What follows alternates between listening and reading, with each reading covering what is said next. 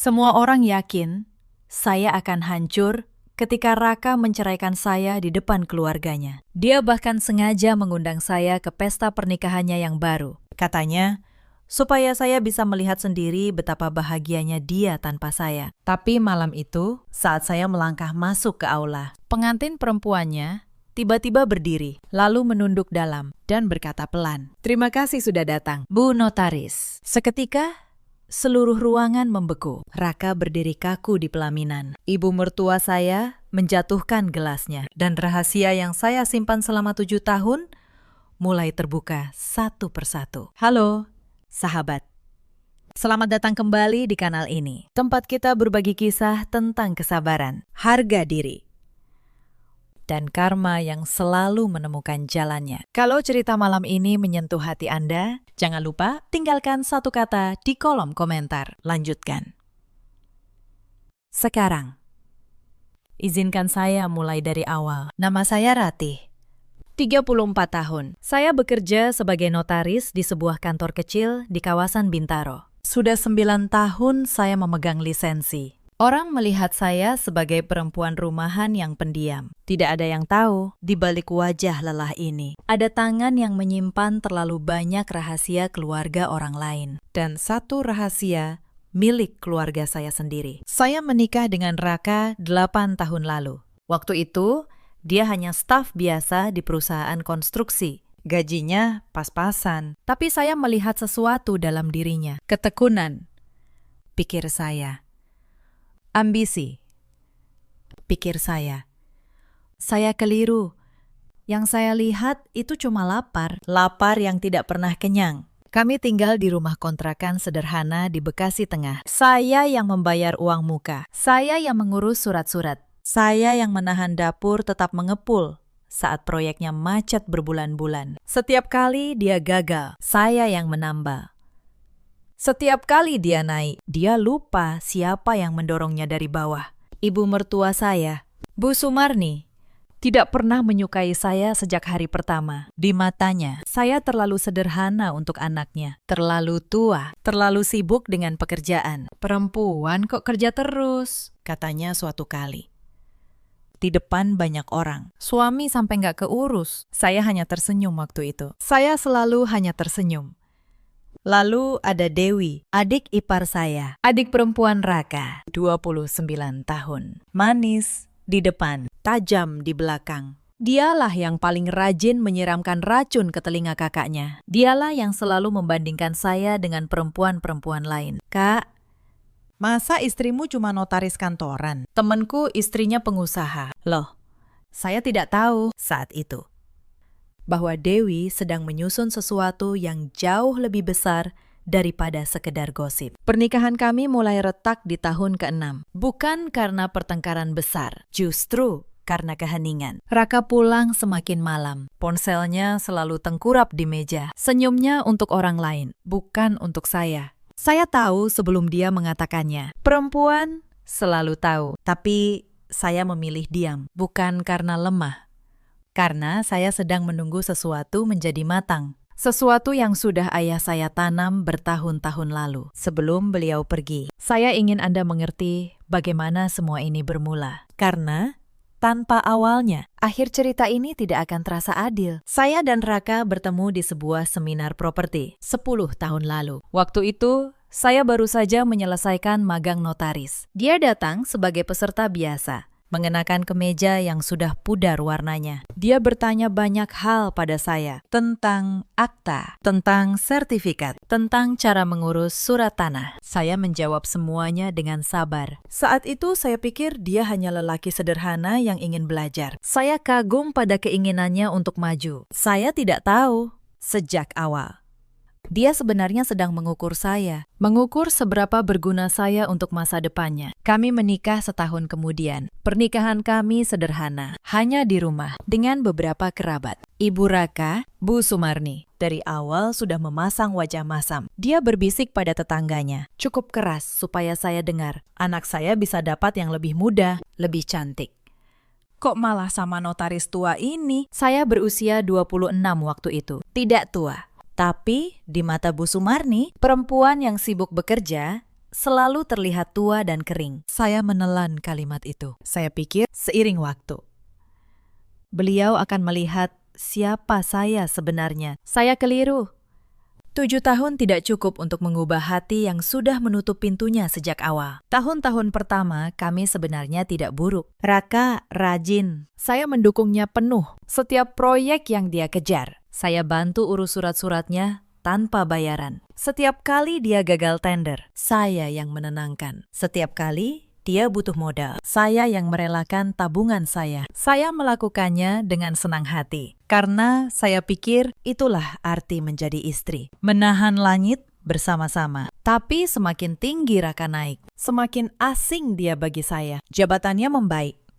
Gajinya naik berlipat. Lingkaran pertemanannya berubah. Dia mulai malu mengajak saya ke acara kantor. Kamu di rumah aja, katanya.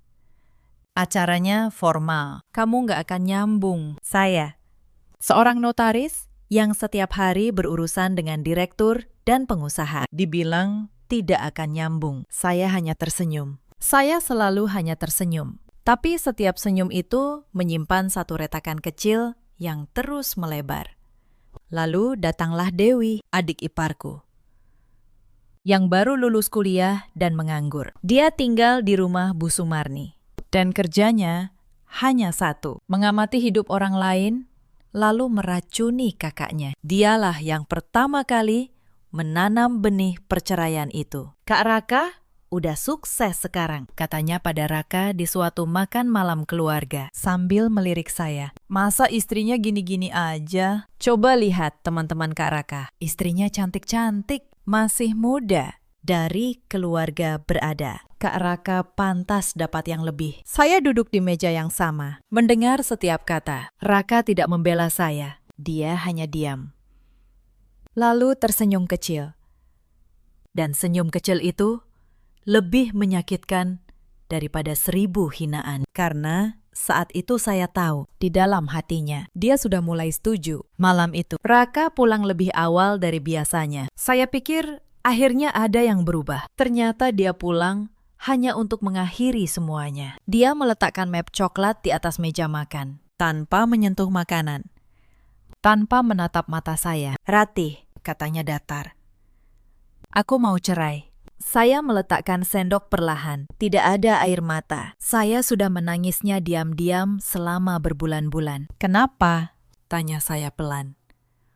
Dia menghela nafas. Seolah pertanyaan saya membebani. Kamu terlalu sibuk dengan kerjaanmu. Aku butuh istri yang bisa menemani aku naik, bukan yang sibuk dengan surat-surat orang lain. Lalu dia menambahkan kalimat yang masih saya ingat sampai sekarang. Kamu nggak akan kemana-mana tanpa aku. Ratih, ingat itu. Saya hanya menatapnya. Di dalam hati saya, sesuatu yang dulu hangat akhirnya padam sepenuhnya. Tapi di luar, wajah saya tetap tenang. Saya mengangguk. Baik, kata saya. Kalau itu maumu, dia tampak terkejut.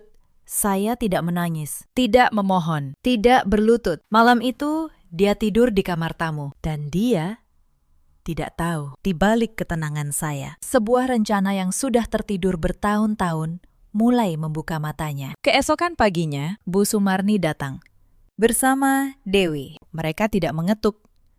Mereka masuk seperti rumah ini sudah milik mereka. Bu Sumarni duduk di sofa tanpa diminta. Ratih, katanya dengan nada seperti sedang menjatuhkan vonis. Kita selesaikan ini baik-baik. Kamu tanda tangan surat cerai. Dan rumah ini kamu tinggalkan. Ini kan dibeli pakai uang keluarga kami. Saya hampir tertawa. Uang keluarga mereka. Padahal uang muka rumah ini keluar dari rekening saya. Cicilannya pun saya yang bayar 7 tahun penuh. Tapi saya diam. Saya ingin tahu sampai mana mereka berani. Dewi mengeluarkan sebuah map dari tasnya. Map yang sudah disiapkan rapi. Ini surat pengalihan rumah. Kak, katanya dengan senyum manis yang dingin. Tinggal tanda tangan. Biar nggak ribet. Saya menerima map itu. Saya membukanya pelan. Dan disinilah Dewi membuat kesalahan pertamanya. Dia lupa. Perempuan yang sedang dia suruh tanda tangan ini adalah seorang notaris. Mata saya langsung menangkapnya. Tanggal akta yang tidak sinkron, nomor sertifikat yang dipaksakan, dan satu nama saksi yang saya tahu pasti sudah pindah keluar kota 2 tahun lalu dan tidak mungkin hadir. Surat ini cacat. Surat ini palsu. Dibuat asal-asalan oleh orang yang mengira saya bodoh. Saya menutup map itu pelan. Saya pelajari dulu, ya. Kata saya, tenang. Bu Sumarni mendecak tidak sabar. Tapi mereka akhirnya pergi. Dan begitu pintu tertutup, saya memotret setiap halaman surat itu. Bukti pertama, saya menyimpannya rapi. Mereka pikir mereka sedang menjebak saya. Mereka tidak tahu. Mereka baru saja memberi saya senjata. 3 hari kemudian, Raka resmi pindah. Bukan ke rumah ibunya, tapi ke sebuah rumah mewah di kawasan Pondok Indah. Rumah keluarga Anggun. Perempuan yang akan menjadi istri barunya. Saya tahu nama Anggun dari grup arisan. Anak tunggal seorang pengusaha properti. Cantik. Muda.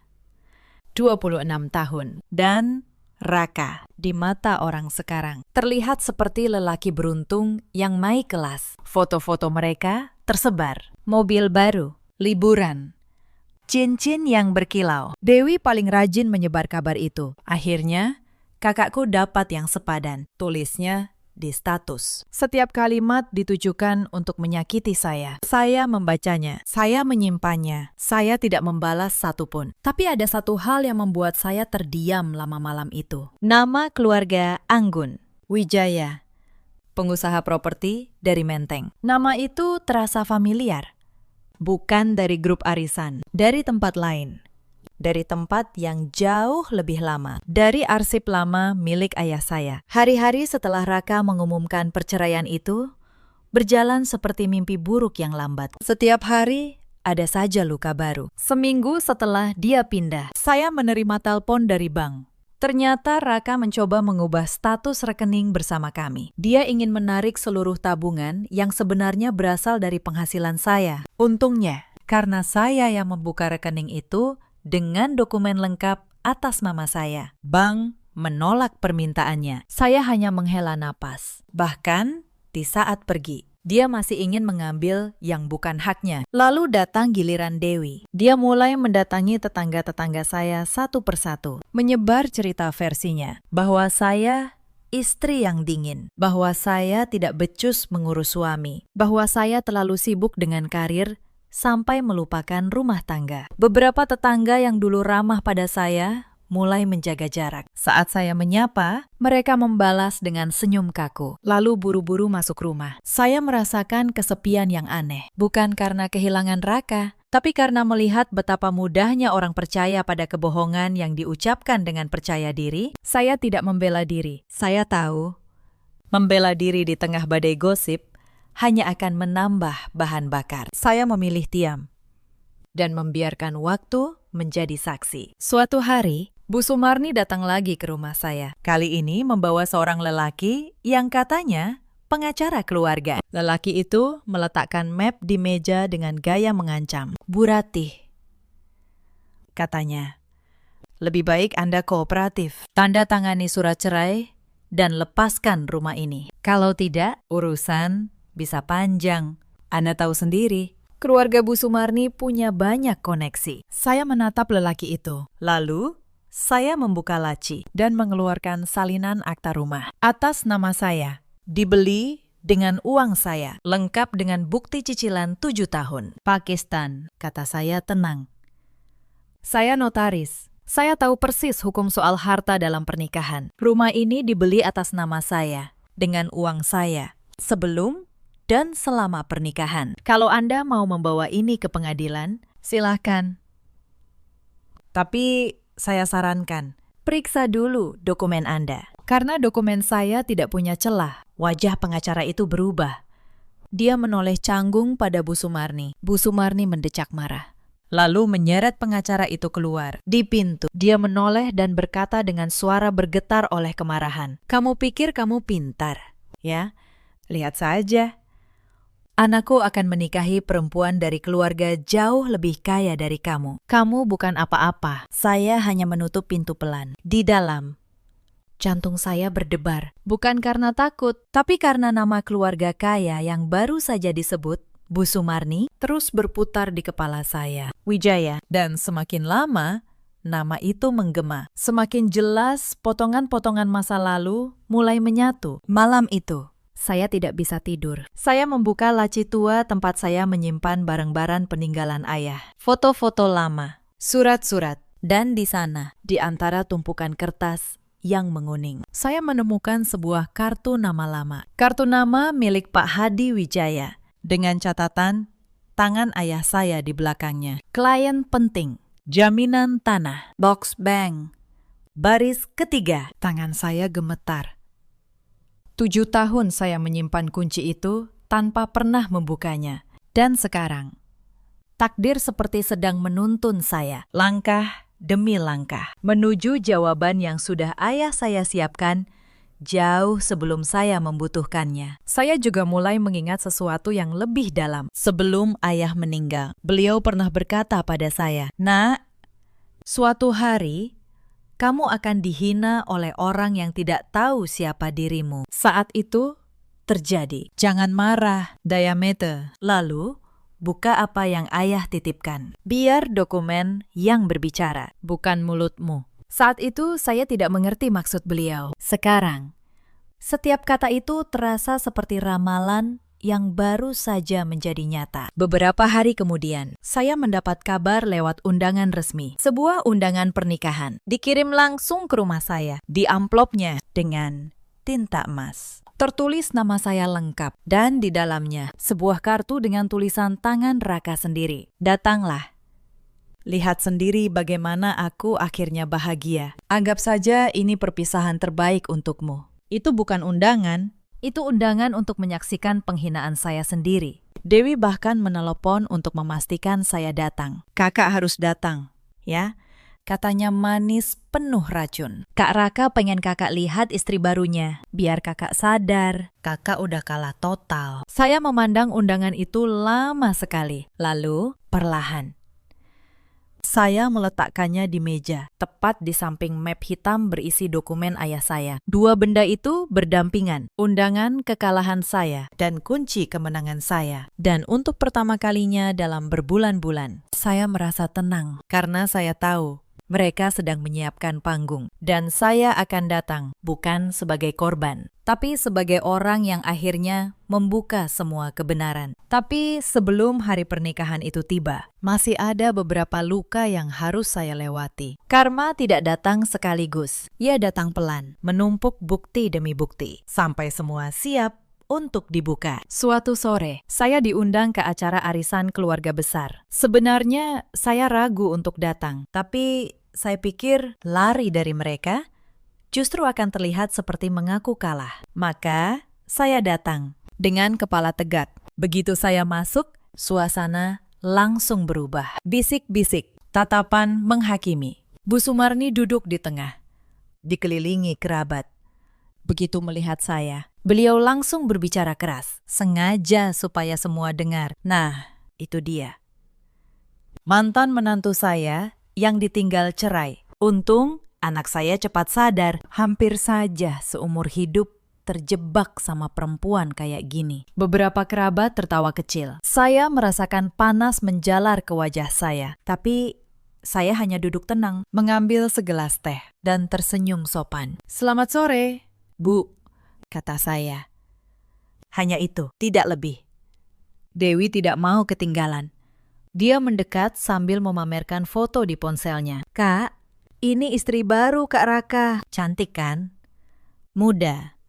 Anak pengusaha. Beda jauh sama, ya, sama yang dulu." Dia melirik saya dengan sinis. Kerabat-kerabat di sekitar ikut tertawa. Saya melihat foto itu. Wajah anggun. Dan di dalam hati saya hanya bisa berkata pelan pada diri sendiri. Kalian semua tidak tahu apa yang sedang berjalan di belakang layar. Saya meletakkan gelas teh saya, berpamitan dengan sopan, lalu pulang. Di mobil, saya tidak menangis.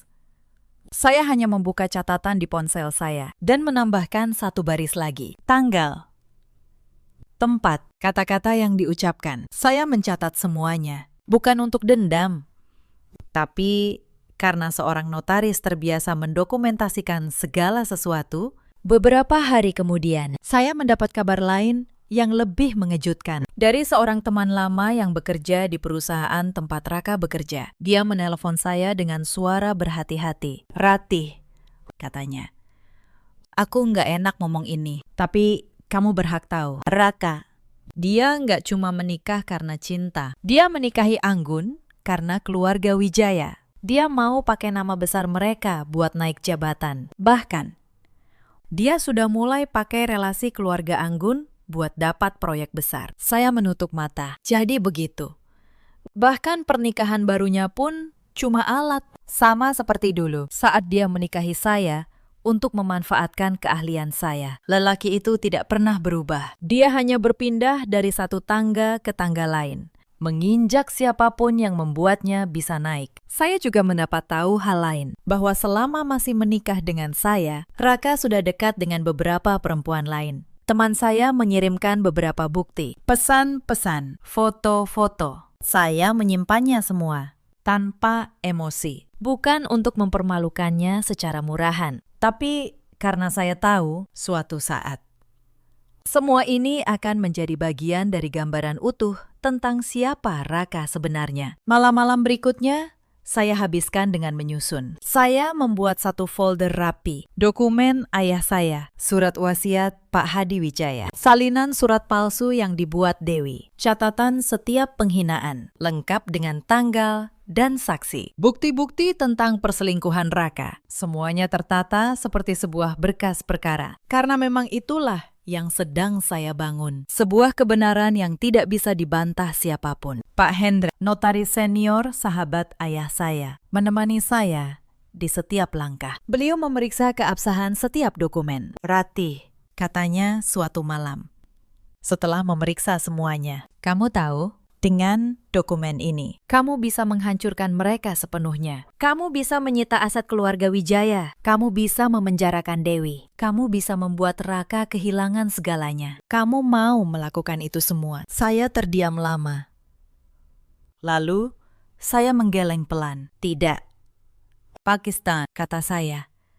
"Saya tidak mau menghancurkan keluarga Wijaya. Mereka tidak bersalah. Anggun tidak bersalah. Dan saya tidak mau memenjarakan siapapun dengan tangan saya sendiri. Saya hanya ingin satu hal. Saya ingin berdiri di hadapan mereka semua, di tempat yang mereka siapkan untuk menghina saya, dan membiarkan kebenaran berbicara. Setelah itu, biar karma yang menyelesaikan sisanya." Pak Hendra menatap saya lama. Lalu, beliau tersenyum. "Kamu benar-benar putri ayahmu," katanya.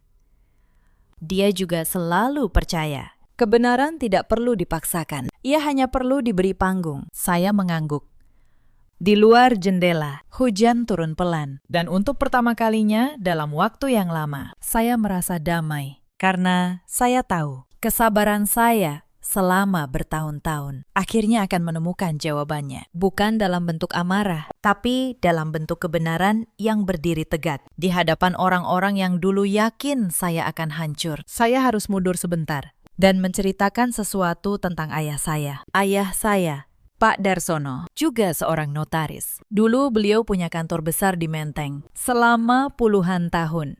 Beliau yang memegang akta-akta penting banyak keluarga kaya di Jakarta, termasuk ternyata keluarga Wijaya. Sebelum beliau meninggal 7 tahun lalu, ayah memanggil saya. Beliau menyerahkan sebuah map tebal dan satu kunci safe deposit box. "Simpan ini, nak," katanya pelan di ranjang rumah sakit. "Suatu hari, kamu akan butuh. Jangan dibuka sampai kamu benar-benar terdesak." Saya menyimpannya selama 7 tahun. Saya tidak pernah membukanya, karena saya tidak pernah merasa cukup terdesak. Sampai malam saya membaca nama Wijaya di undangan pernikahan mantan suami saya. Keesokan harinya, saya pergi ke bank. Saya membuka safe deposit box yang sudah 7 tahun terkunci. Dan apa yang saya temukan di dalamnya membuat tangan saya gemetar. Bukan uang, bukan emas, tapi dokumen, akta-akta asli. Dan di antaranya, satu surat wasiat yang ditandatangani oleh mendiang ayahnya Anggun sendiri, Pak Hadi Wijaya. Dititipkan kepada ayah saya sebagai notaris kepercayaan. Surat yang menyatakan bahwa sebagian besar tanah tempat perusahaan keluarga Wijaya berdiri secara hukum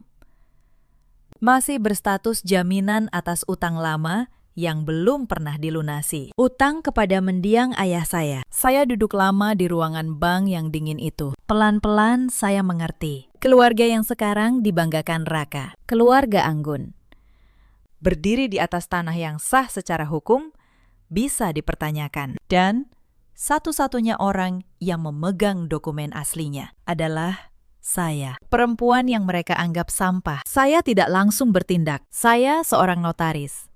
Saya tahu, kekuatan bukan pada teriakan. Kekuatan ada pada hitam di atas putih. Maka, saya mulai menyusun dengan tenang, dengan sabar. Sementara itu, hinaan terus berdatangan. Suatu sore, saya bertemu Bu Sumarni di pasar. Beliau sengaja bicara keras supaya orang-orang dengar. Itu loh, mantan menantu saya. Ditinggal suami karena nggak becus jadi istri. Beberapa orang menoleh.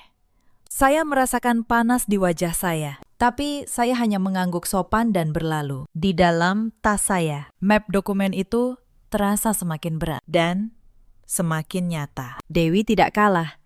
Dia menelepon saya suatu malam, hanya untuk menertawakan. Kak, datang ya ke nikahan Kak Raka. Biar kakak lihat sendiri, hidup kakak udah selesai. Lalu, dia menutup telepon sambil tertawa. Saya menatap ponsel saya yang gelap. Lalu, saya tersenyum tipis. Untuk pertama kalinya dalam berbulan-bulan, saya benar-benar tersenyum. Karena saya tahu, undangan itu bukan akhir hidup saya. Undangan itu adalah panggung yang mereka siapkan sendiri untuk keruntuhan mereka sendiri. Sebelum melangkah lebih jauh, saya menemui satu orang, Pak Hendra, notaris senior, sahabat lama ayah saya, sekaligus rekan kerja beliau dulu. Saya menyerahkan seluruh dokumen kepadanya untuk diperiksa ulang. Beliau membacanya halaman demi halaman dengan kacamata yang turun di hidungnya. Lama sekali. Akhirnya beliau melepas kacamatanya. Rati, katanya pelan.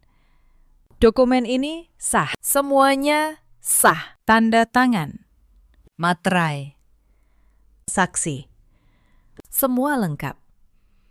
Ayahmu menyiapkan ini dengan sangat rapi. Kalau kamu bawa ini ke pengadilan, keluarga Wijaya tidak punya tempat berdiri. Saya menarik napas panjang. Saya tidak mau ke pengadilan. Pakistan, kata saya. Belum. Saya hanya ingin satu hal. Saya ingin mereka tahu siapa sebenarnya yang selama ini mereka injak. Pak Hendra menatap saya lama. Lalu, beliau mengangguk pelan. Ayahmu pasti bangga, katanya. Malam sebelum pernikahan itu, saya tidak tidur. Saya menata semua dokumen dalam satu map hitam. Saya menyetrika satu gaun sederhana berwarna abu-abu. Bukan gaun mewah. Saya tidak butuh mewah.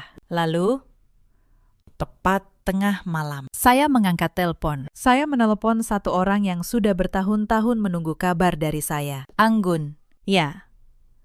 Pengantin perempuan itu sendiri. Karena ada satu hal yang tidak diketahui Raka, tidak diketahui Bu Sumarni, tidak diketahui Dewi. Anggun, perempuan muda yang akan menikahi mantan suami saya, sudah lebih dulu mengenal saya, jauh sebelum dia mengenal Raka. Dan malam itu, saat saya menelpon, suara di seberang sana bergetar. Tante Rati, katanya pelan.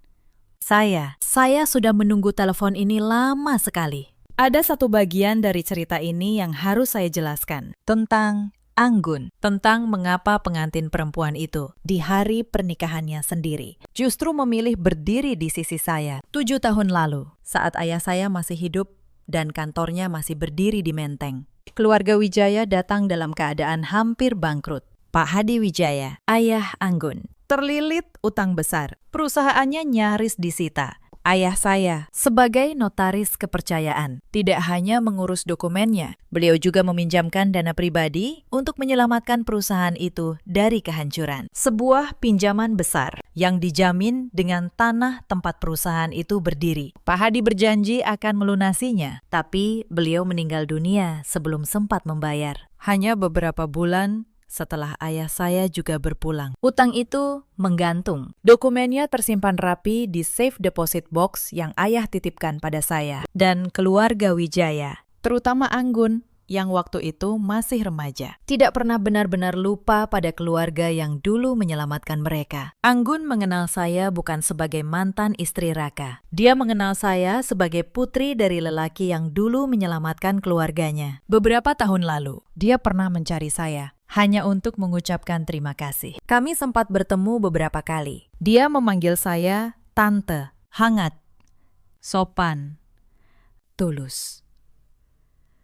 Lalu takdir mempermainkan kami berdua dengan cara yang paling aneh. Anggun, tanpa tahu apa-apa, dikenalkan pada seorang lelaki bernama Raka melalui relasi bisnis. Dia tidak tahu Raka adalah suami saya. Raka pun tidak pernah menyebut nama lengkap mantan istrinya, Dewi dan Bu Sumarni, yang mengatur semuanya. Sengaja menyembunyikan banyak hal. Mereka hanya melihat Anggun sebagai tiket menuju kekayaan keluarga Wijaya. Saat saya menelepon Anggun malam sebelum pernikahan itu, suaranya langsung bergetar. "Tante Ratih," katanya. Saya baru tahu beberapa hari lalu bahwa mantan istri Mas Raka adalah tante. Saya bingung sekali. Saya tidak tahu harus berbuat apa. Tapi saya merasa ada yang salah dari awal. Saya menarik napas. "Anggun," kata saya pelan, "Tante tidak akan menyuruhmu melakukan apapun. Keputusan ada di tanganmu. Tante hanya mau bertanya satu hal. Apakah kamu benar-benar mencintai lelaki itu? Atau kamu hanya dijodohkan demi kepentingan keluarga?" Hening sebentar di seberang sana. Lalu suara Anggun terdengar pelan, hampir berbisik. "Jujur, Tante, saya tidak yakin. Keluarga saya mendorong pernikahan ini karena Mas Raka terlihat sukses. Tapi semakin dekat hari H, saya merasa ada yang tidak beres. Dia sering bicara buruk tentang mantan istrinya, tentang Tante, padahal dia tidak tahu saya mengenal Tante. Hati saya tidak tenang. Saya menutup mata sebentar. Lalu saya berkata, "Anggun, Tante tidak datang besok untuk merebut kebahagiaanmu. Tante datang karena Tante diundang untuk dihina. Tapi Tante juga datang membawa kebenaran. Kebenaran tentang siapa Tante sebenarnya. Dan tentang utang lama keluargamu pada keluarga Tante. Kamu tidak perlu takut. Apapun yang Tante bawa, Tante tidak akan menggunakannya untuk menyakitimu. Kamu anak baik. Kamu tidak bersalah dalam semua ini." Suara Anggun pecah dalam tangis kecil. "Terima kasih, Tante," katanya.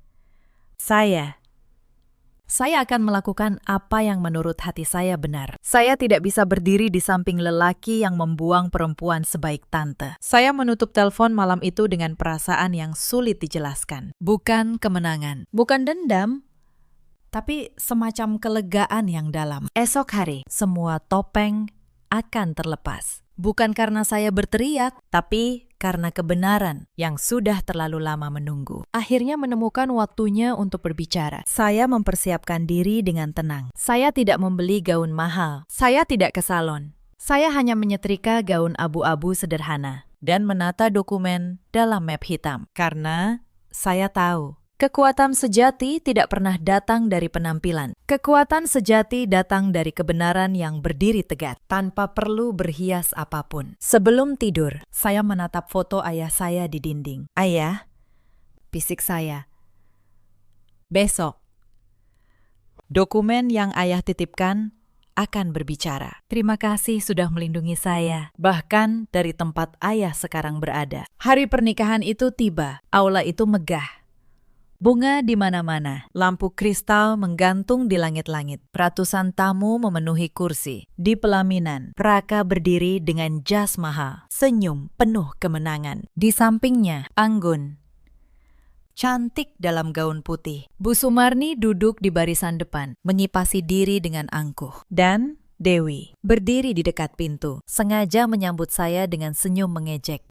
Datang juga, bisik Dewi saat saya lewat. Bagus, biar kamu lihat sendiri. Saya hanya tersenyum. Saya berjalan tenang dengan gaun abu-abu sederhana saya. Map hitam dalam genggaman. Beberapa tamu berbisik, itu mantan istrinya, ya.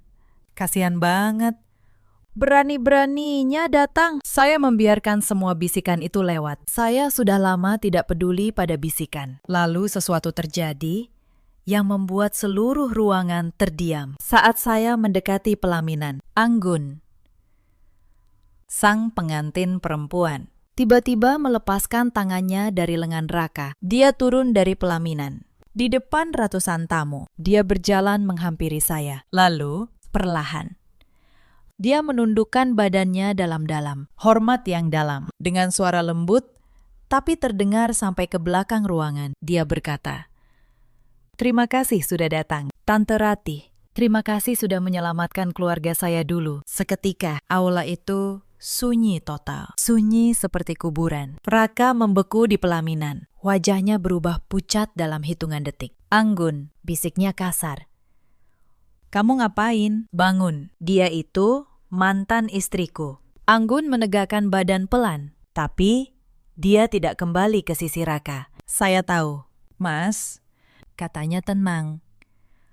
"Tapi sebelum dia mantan istrimu, dia adalah putri dari orang yang menyelamatkan perusahaan keluarga saya dari kebangkrutan 7 tahun lalu." Bu Sumarni berdiri setengah badan dari kursinya. Kipasnya jatuh ke lantai. "Apa-apaan ini?" Suaranya melengking. "Maksudnya apa?" "Perempuan kantoran itu." "Putri siapa?" Saya melangkah maju 1 langkah. Saya membuka map hitam saya pelan. "Nama ayah saya Pak Darsono," kata saya.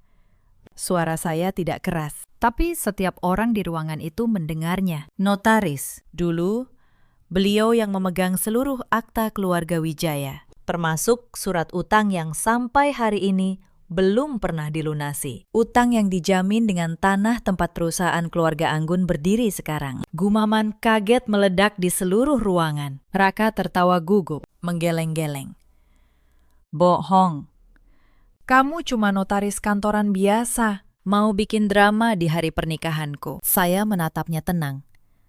"Saya memang notaris kantoran biasa, Raka," kata saya. "Itu yang kamu lihat selama 8 tahun. Karena saya memilih sederhana. Karena saya tidak butuh pamer. Tapi ayah saya meninggalkan saya sesuatu yang jauh lebih besar daripada yang pernah kamu impikan." Saya mengeluarkan 1 lembar dokumen. Saya angkat tinggi-tinggi supaya terlihat. "Ini surat wasiat asli Pak Hadi Wijaya, ayah Anggun.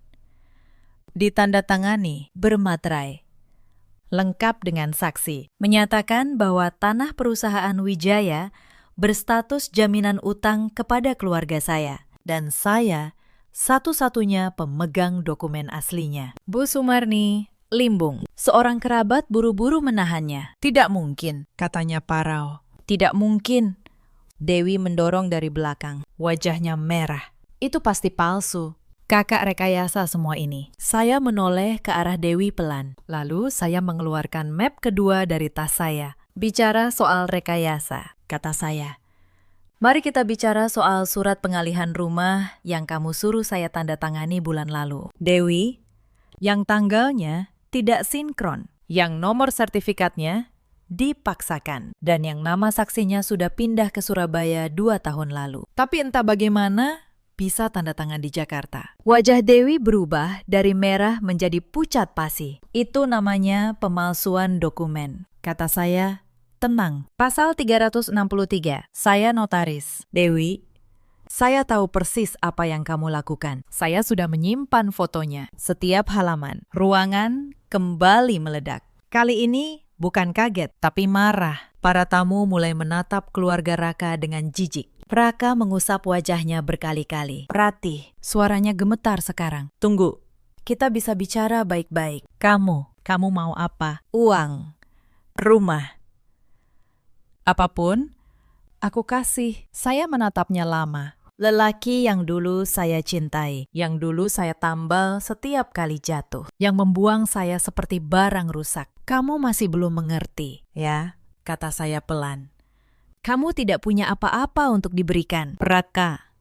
Mobil yang kamu banggakan, rumah pondok indah itu. Semuanya berdiri di atas tanah yang aku pegang dokumennya. Hari ini, kamu bukan menikahi anak orang kaya. Kamu menikahi anak dari keluarga yang nasibnya ada di tangan perempuan yang kamu buang. Tapi malam itu, kebenaran belum selesai berbicara. Saat Raka masih berlutut dan Bu Sumarni masih terisak, seorang lelaki berdiri dari kursi tamu. Wajahnya tegang. Dia rekan kerja Raka. Orang yang pernah menelpon saya dulu. Maaf, katanya keras. Tapi saya rasa semua orang di sini berhak tahu satu hal lagi. Selama Raka masih menikah dengan Bu Ratih, dia sudah dekat dengan beberapa perempuan lain. Saya punya buktinya, dan saya muak diam saja. Seketika, ruangan kembali bergemuruh. Para tamu saling pandang. Beberapa perempuan menutup mulut dengan tangan. Bu Sumarni menjerit, "Bohong. Anak saya tidak mungkin begitu. Saya tidak berkata apa-apa. Saya hanya mengeluarkan ponsel saya dan meletakkannya di atas meja terdekat. Tidak untuk memutar apapun. Hanya untuk menunjukkan bahwa saya pun memegang bukti yang sama." Raka melihat gerakan saya. Wajahnya yang sudah pucat menjadi semakin putih. Dia tahu saya menyimpan segalanya. "Ratih," bisiknya. Suaranya hampir tak terdengar. Kamu simpan semua itu. Aku notaris. Raka, kata saya pelan. Aku menyimpan segalanya. Itu pekerjaanku. Tapi aku tidak pernah berniat memakainya. Sampai kamu memutuskan mengundangku ke sini untuk dipermalukan. Kamu yang membuka kotak ini, bukan aku. Anggun yang berdiri di samping saya, menoleh pada Raka dengan tatapan yang sudah benar-benar dingin. "Jadi, selama dekat dengan saya," katanya, "kamu masih punya perempuan lain juga, sambil membuang istri yang menyelamatkan karirmu bertahun-tahun." Raka tidak bisa menjawab. Mulutnya terbuka, tapi tidak ada suara yang keluar. Keringat mengalir di dahinya. Salah satu kerabat Anggun, seorang lelaki paruh baya yang sejak tadi diam, akhirnya bangkit. Suaranya berat dan tegas. "Anggun, kita pulang. Pernikahan ini batal. Keluarga kita tidak akan menyatukan diri dengan lelaki seperti ini. Apalagi setelah tahu siapa Bu Ratih sebenarnya. Kita berutang budi pada keluarga beliau, dan kita tidak akan membayarnya dengan menghina putrinya." Kata-kata itu seperti palu terakhir. Bu Sumarni jatuh terduduk, menangis terseduh. Dewi berdiri membeku, wajahnya pucat pasi. Tangannya gemetar memegang gaunnya. Dia tahu, surat palsu yang dia buat sekarang menjadi bumerang yang akan menghantam dirinya sendiri. Para tamu mulai berdiri. Sebagian meninggalkan ruangan sambil menggeleng-geleng. "Kasihan perempuan itu." Saya dengar seseorang berbisik, menunjuk ke arah saya. Ternyata dia yang paling kuat di antara mereka semua. Dan mereka menghinanya selama ini. Saya berdiri di tengah ruangan itu, sendirian, tapi tidak lemah. Tidak ada yang mendampingi saya. Tapi seluruh ruangan kini menatap saya dengan rasa hormat yang sebelumnya tidak pernah mereka berikan. Saya tidak berteriak, saya tidak mengancam. Saya hanya membawa kebenaran, dan kebenaran itu sendiri yang menggetarkan ruangan. Raka mengangkat wajahnya dari lantai. Matanya basah. "Ratih," katanya parau. "Aku minta maaf. Aku benar-benar salah. Selama ini aku buta. Aku mengira kesuksesanku karena diriku sendiri. Padahal semua itu karena kamu. Tolong, beri aku satu kesempatan lagi." Saya menatapnya. Lelaki yang dulu saya cintai dengan seluruh hati saya. Dan saya menyadari saat ini, di hati saya tidak ada lagi cinta. Tidak ada lagi benci. Yang ada hanya rasa kasihan dan kelegaan bahwa saya akhirnya bebas darinya. Bu Sumarni jatuh terduduk di kursinya. Air matanya mulai mengalir. Tapi bukan air mata sedih. Air mata orang yang baru sadar dia sudah kalah telak. "Kamu, selama ini kamu diam saja," katanya parau. "Kenapa kamu nggak pernah bilang siapa kamu sebenarnya?" Saya menoleh padanya. "Karena saya ingin tahu." "Bu," kata saya.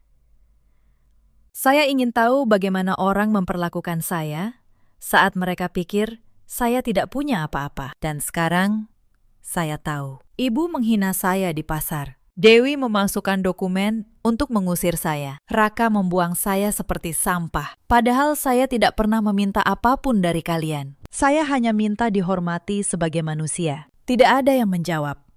Karena tidak ada yang bisa dibantah. Anggun melangkah maju. Dia berdiri di sisi saya sekarang, bukan di sisi Raka. Mas Raka, katanya.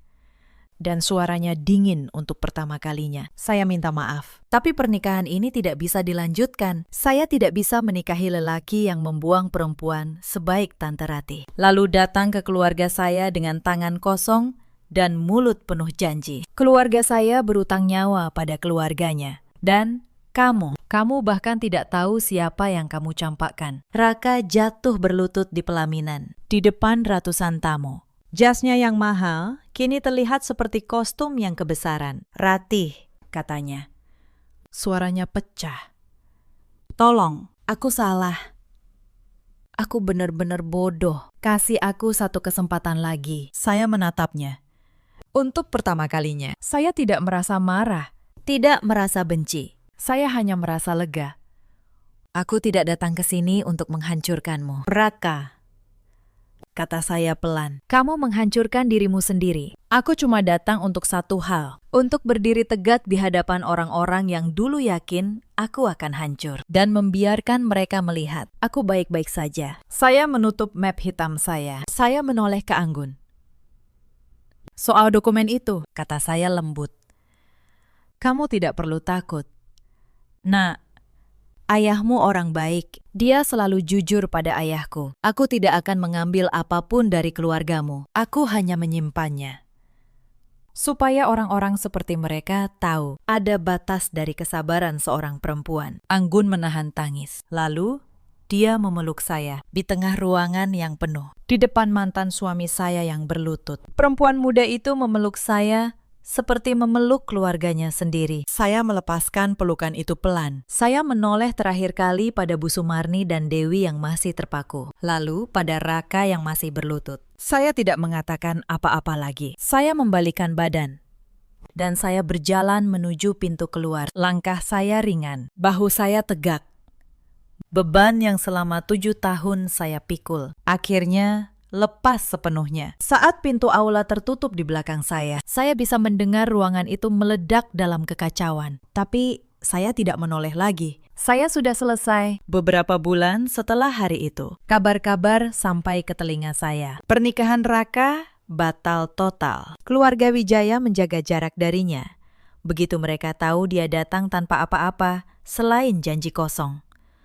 Anggun, gadis itu, melanjutkan hidupnya. Sesekali dia masih menelpon saya, memanggil saya tante, menceritakan kabarnya. Dia menjadi seperti keponakan yang tidak pernah saya miliki. Bu Sumarni jatuh sakit karena malu. Dia tidak lagi berani menampakkan wajahnya di pasar tempat dulu dia menghina saya. Dewi terjerat masalah hukum atas dokumen palsu yang dia buat dan harus berurusan dengan pihak berwajib. Bukan saya yang melaporkannya. Karma yang melakukannya. Dan Raka, lelaki yang dulu berkata, saya tidak akan kemana-mana tanpa dia. Dia kehilangan pekerjaannya tak lama setelah itu karena nama baiknya hancur. Terakhir saya dengar, dia kembali tinggal di rumah kontrakan sederhana, sendirian.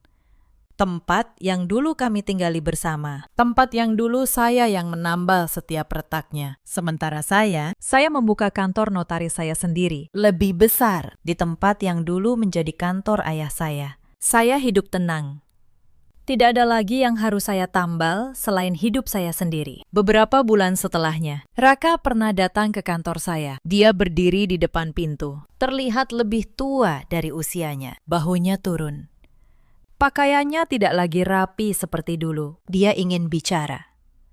Mungkin ingin meminta maaf lagi. Mungkin ingin meminta bantuan. Saya tidak tahu pasti. Saya hanya menatapnya dari balik meja saya. Lalu, saya berkata pelan, Raka, aku sudah memaafkanmu. Bukan untukmu, tapi untuk diriku sendiri. Supaya aku bisa melangkah maju tanpa beban. Tapi memaafkan bukan berarti kembali. Pintu itu sudah tertutup sejak malam kamu meletakkan map cerai di meja makan kita. Dia menunduk. Lalu pergi tanpa sepatah kata pun. Itu terakhir kalinya saya melihatnya. Dan saat pintu kantor tertutup di belakangnya, saya merasakan sesuatu yang sudah lama tidak saya rasakan. Kebebasan yang utuh. Anggun, beberapa waktu kemudian, datang membawa sekotak kue ke kantor saya. Dia memeluk saya dan berkata bahwa dia akhirnya menemukan pekerjaan yang dia cintai. Bukan karena perjodohan, bukan karena nama besar, tapi karena pilihannya sendiri. Saya bangga padanya. Dia mengajari saya bahwa kebaikan, meski lahir dari masa lalu yang pahit, selalu menemukan jalan untuk kembali. Cerita ini mengajarkan satu hal. Jangan pernah menilai seseorang dari betapa sederhana penampilannya. Dan jangan pernah membuang orang yang diam-diam menahan langit agar tidak runtuh menimpamu. Di luar sana, ada banyak perempuan seperti saya dulu, yang diam saat dihina, yang menahan saat dikhianati, yang dianggap lemah hanya karena memilih untuk tidak berteriak. Kepada kalian semua, saya ingin berkata, kesabaran bukan kelemahan. Kadang, diam yang paling dalam menyimpan kekuatan yang paling besar. Ada juga banyak suami seperti Raka di luar sana, yang lupa siapa yang mengangkat mereka dari bawah, yang mengira kesuksesan adalah hasil tangan mereka sendiri. Sampai suatu hari, fondasi yang mereka pijak menghilang, dan mereka baru sadar siapa yang selama ini menahannya. Dan ada pula ibu-ibu mertua seperti Bu Sumarni yang mengukur menantu dari harta dan penampilan, yang lupa bahwa hati seorang perempuan jauh lebih berharga daripada apapun yang bisa dilihat mata. Dalam hidup, kita selalu punya pilihan, memilih membalas dengan amarah, atau memilih membiarkan kebenaran berbicara di waktunya sendiri. Saya memilih yang kedua, dan saya tidak pernah menyesalinya. Terima kasih sudah menemani saya sampai akhir cerita ini. Kalau kisah ini menyentuh hati Anda, ceritakan pengalaman kalian di kolom komentar. Karena di balik setiap perempuan yang tenang,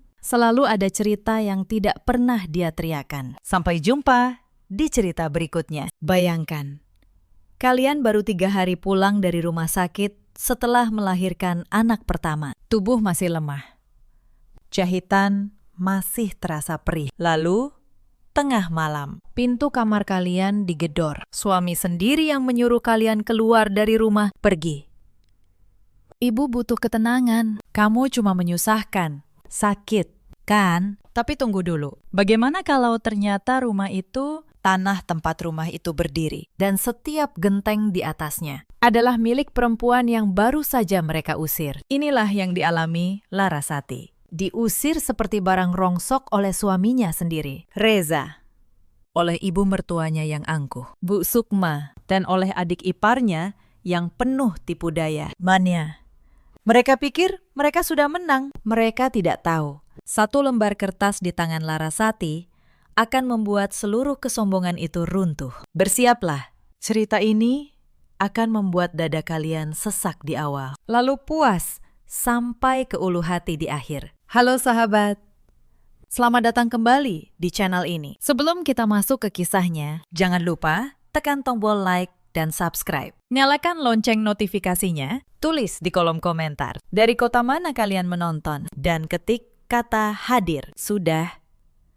Baik, tarik napas dalam-dalam, tahan emosi kalian. Mari kita mulai. Namaku Larasati, usiaku 32 tahun. 3 tahun lalu, aku menikah dengan seorang laki-laki bernama Reza. Saat itu, aku percaya cinta bisa menutupi semua perbedaan. Aku salah.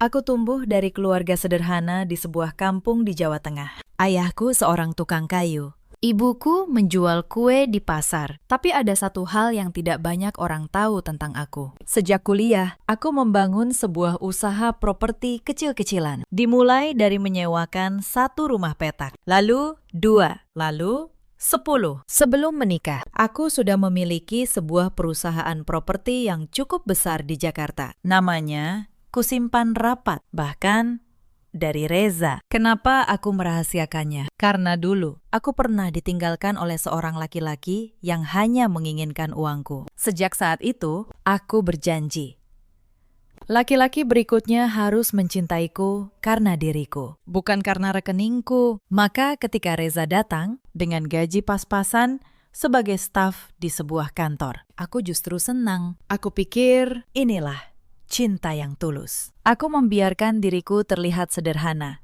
Aku tinggal di rumah mertua di kawasan Bekasi. Aku memakai baju biasa. Aku memasak setiap pagi. Aku melayani semua orang di rumah itu. Aku ingin diterima sebagai menantu, bukan sebagai dompet. Tapi sejak hari pertama, Bu Sukma, ibu mertuaku, tidak pernah menyukaiku. Menantu kampung, katanya pelan.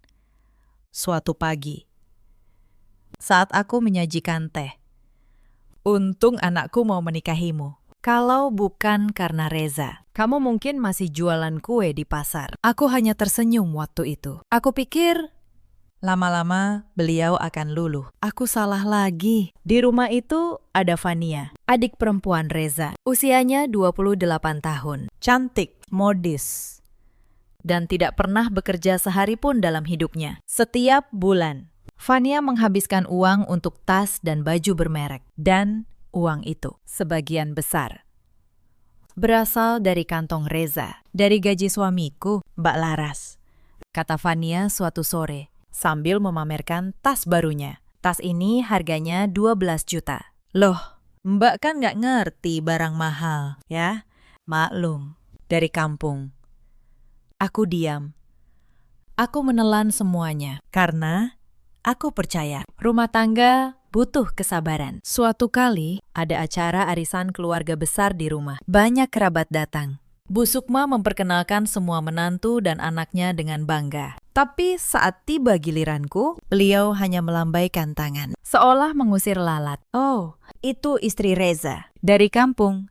Sudah, tidak usah dibahas. Para tamu tertawa kecil. Aku berdiri di sudut, membawa nampan berisi kue. Seperti pelayan di rumahku sendiri. Aku tersenyum. Tapi di dalam dada ada sesuatu yang retak sedikit demi sedikit. Hari itu, salah seorang Bibi Reza bertanya padaku dengan nada merendahkan. Kamu kerja apa, Nak?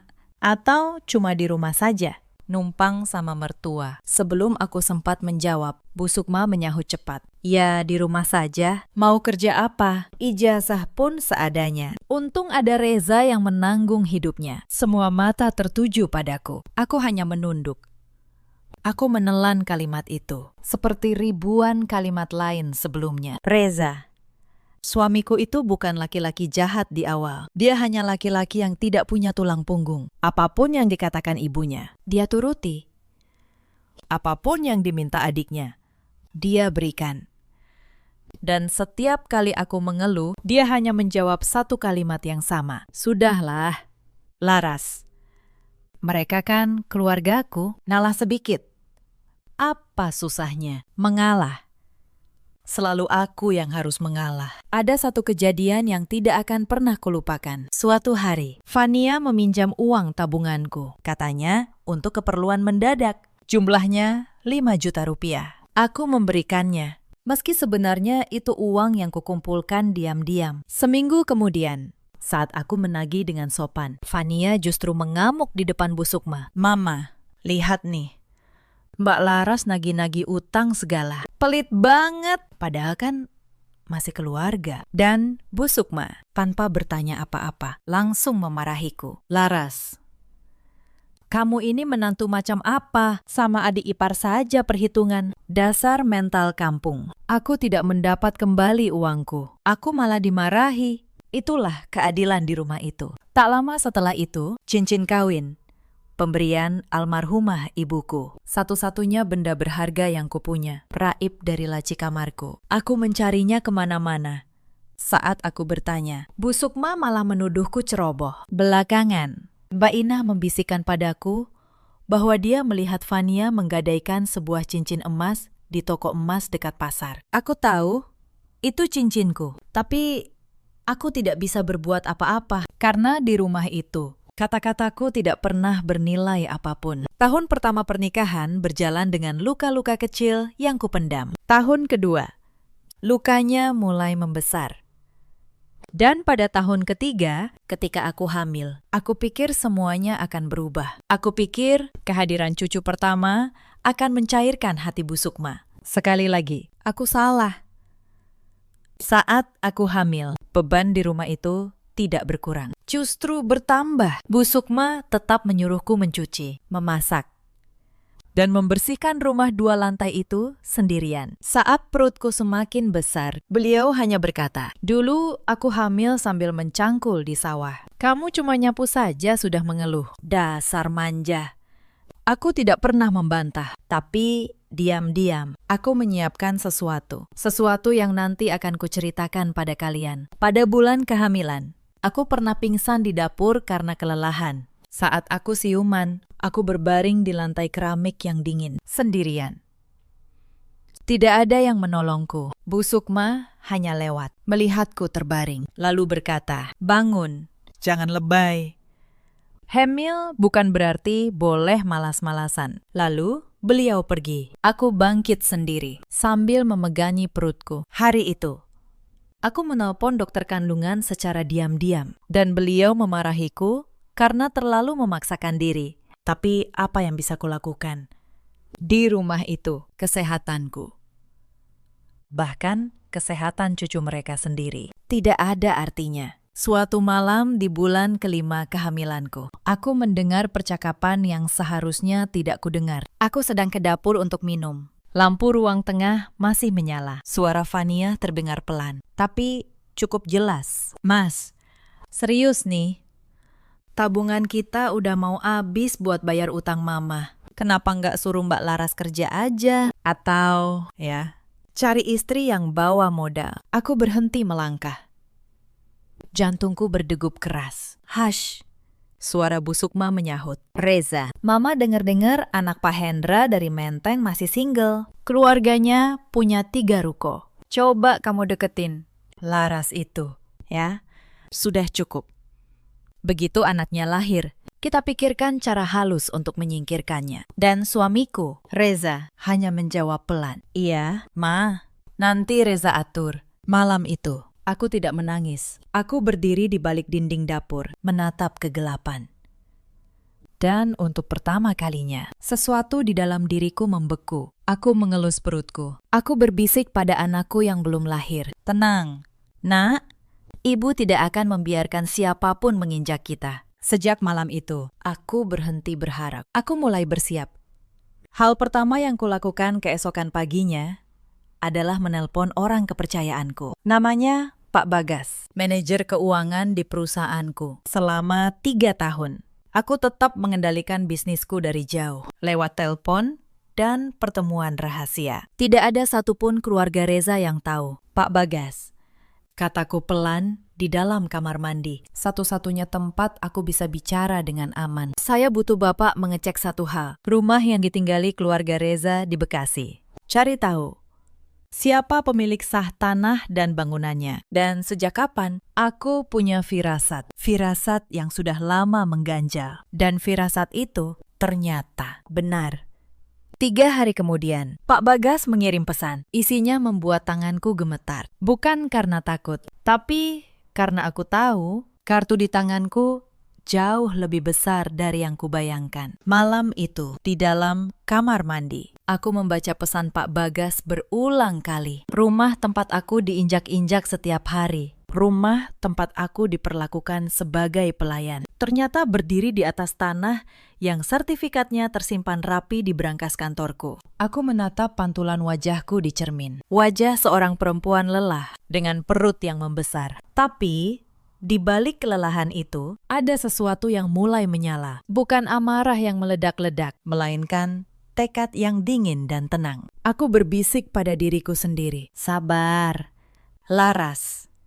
Sedikit lagi, aku belum mau bermain. Belum waktunya, aku ingin melihat sampai sejauh mana mereka berani menginjakku." Suatu kali, sebuah dompet milik Bu Sukma hilang. Isinya uang beberapa ratus ribu, tanpa bukti apapun. Bu Sukma langsung menudingku. "Pasti kamu yang ambil." "Laras, siapa lagi di rumah ini yang butuh uang selain kamu? Perempuan miskin. Aku diperlakukan seperti pencuri di rumahku sendiri. Mereka bahkan menggeledah lemari pakaianku di depan mataku. Tentu saja, mereka tidak menemukan apa-apa. Belakangan, dompet itu ternyata terselip di tas Bu Sukma sendiri. Tapi tidak ada satupun kata maaf yang keluar dari mulut mereka. Aku hanya dipandang sebelah mata, seolah kecurigaan itu memang pantas kuterima. Yang paling menyakitkan adalah saat aku tahu tabungan untuk persiapan kelahiran Kayla yang kukumpulkan dari sisa-sisa uang belanja. Diam-diam dipakai Reza. Dia mengambilnya untuk membayar tagihan kencanya dengan Sasha. Saat aku menanyakannya, dia hanya berkata enteng, "Itu uangku juga, kamu kan numpang." Uang yang kamu pegang juga dari aku. Aku terdiam. Aku ingin tertawa, ingin menangis, ingin berteriak. Tapi aku menahan semuanya, karena aku tahu semakin mereka merasa berkuasa, semakin keras nantinya mereka akan jatuh. Lebaran pertama setelah menikah. Aku mengira akan menjadi momen kebersamaan yang hangat. Aku salah, seperti biasa.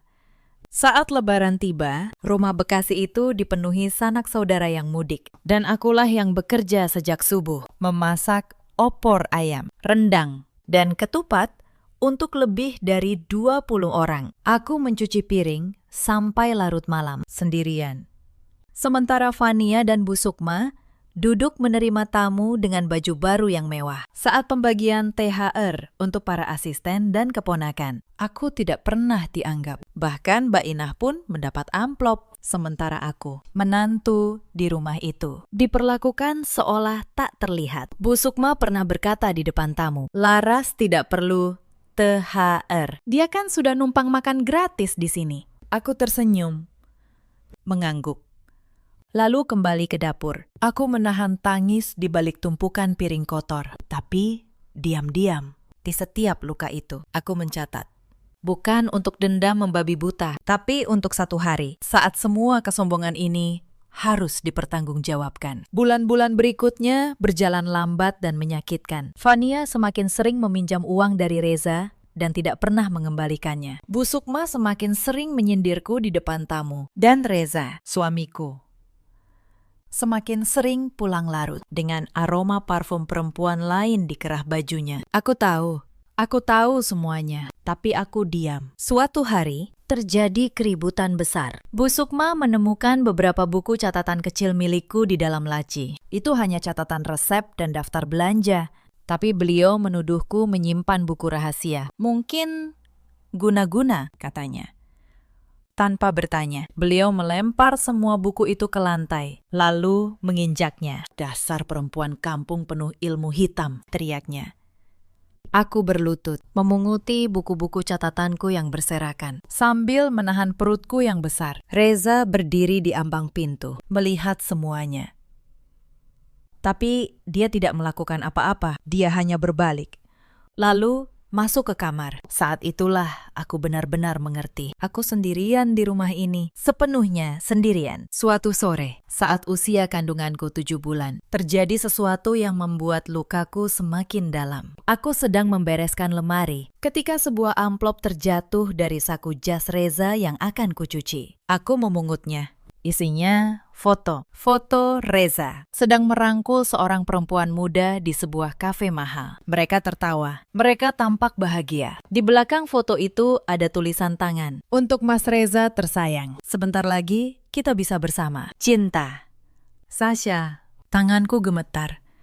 Tapi mataku kering. Aku sudah terlalu lelah untuk menangis. Malam itu, saat Reza pulang, aku tidak bertanya apa-apa. Aku hanya menaruh foto itu di atas meja makan, di hadapannya. Dia membeku. Wajahnya pucat. Lalu, bukannya meminta maaf, dia justru marah. "Kamu geledah barangku?" bentaknya. Dasar istri tidak tahu diri. Pantas saja aku muak. Aku menatapnya. "Tenang. Jadi benar." "Ya, iya, benar." Reza menggebrak meja. "Sasha jauh lebih baik darimu. Dia cantik, dia berkelas, dan keluarganya kaya. Bukan seperti kamu, perempuan kampung yang cuma bisa numpang hidup di rumah ini." Numpang hidup di rumah ini. Aku hampir tertawa mendengarnya, tapi aku menahan diri. Belum waktunya. "Baik," kataku pelan. "Kalau itu maumu, kita selesaikan setelah anak ini lahir." Reza tampak terkejut. Aku tidak menangis, tidak memohon, tidak meraung. Tapi dia hanya mendengus, lalu pergi ke kamar tamu dan tidur di sana. Sejak malam itu, kami tidur terpisah. Dan aku menghitung hari, bukan dengan rasa takut, melainkan dengan ketenangan seorang perempuan yang sudah tahu bagaimana semua ini akan berakhir. Hari kelahiran tiba lebih cepat dari perkiraan. Suatu subuh, ketuban pecah. Aku kesakitan. Aku memanggil Reza, tapi dia mengeluh karena tidurnya terganggu. Bu Sukma keluar kamar dengan wajah masam dan berkata, "Bawa sendiri ke rumah sakit. Mama ngantuk." Pada akhirnya, yang mengantarku ke rumah sakit adalah Mbak Inah, asisten rumah tangga yang sudah lama bekerja di rumah itu. Hanya dia yang memperlakukanku seperti manusia. Aku tidak akan pernah melupakan kebaikannya. Anakku lahir dengan selamat. Seorang bayi perempuan yang cantik. Kunamai dia Kayla. Saat aku menggendongnya untuk pertama kali, air mataku akhirnya jatuh. Bukan karena sedih, tapi karena aku tahu, mulai detik ini, aku punya alasan untuk berdiri tegak. Selama 3 hari di rumah sakit, Reza hanya datang sekali. Itu pun cuma sebentar untuk berfoto dengan bayi kami. Lalu mengunggahnya ke media sosial, seolah dia ayah teladan. Setelah itu, dia pergi lagi, entah kemana. Atau lebih tepatnya, ke siapa. Hari ketiga, aku pulang. Tubuhku masih lemah. Jahitan operasi sesar masih terasa nyeri di setiap langkah. Aku menggendong Kayla, berharap setidaknya hari ini. Rumah itu menyambutku dengan sedikit kehangatan. Yang kudapatkan justru sebaliknya. Begitu aku masuk, suasana rumah terasa aneh. Bu Sukma duduk di ruang tamu dengan wajah dingin. Fania berdiri di sampingnya, melipat tangan. Dan Reza, suamiku, duduk di sofa sambil memainkan ponselnya, tanpa sekalipun menoleh ke arah bayinya. "Laras," kata Bu Sukma, suaranya tajam. "Kebetulan kamu sudah pulang, kita perlu bicara." Aku duduk perlahan, menahan nyeri. "Bicara apa?" "Bu, begini." Bu Sukma menarik napas, seolah dia sedang membicarakan hal sepele. "Keluarga kami sudah memutuskan. Reza akan menceraikanmu. Anak ini kamu boleh bawa. Kami tidak butuh keturunan dari rahim perempuan kampung. Sekarang juga, kemasi barangmu dan pergi." Aku terdiam. Bukan karena terkejut. Aku sudah tahu hari ini akan datang. Aku hanya tidak menyangka mereka akan setega ini kepada perempuan yang baru 3 hari melahirkan. "Bu," aku mencoba bicara. "Saya baru operasi. Anak ini baru 3 hari. Bisakah kita bicarakan ini nanti?" Dengan kepala dingin. "Tidak ada nanti." Fania menyela. Suaranya melengking. "Mbak nggak punya malu, ya? Udah ditolak, masih ngarep. Cepetan pergi sebelum mama tambah kesal." Aku menoleh ke arah Reza. "Mas, kamu diam saja." Reza akhirnya mengangkat wajahnya dari ponsel. Tatapannya kosong. Tidak ada sisa cinta di sana. Tidak ada sisa rasa kasihan. "Kamu dengar kata mama," ujarnya datar.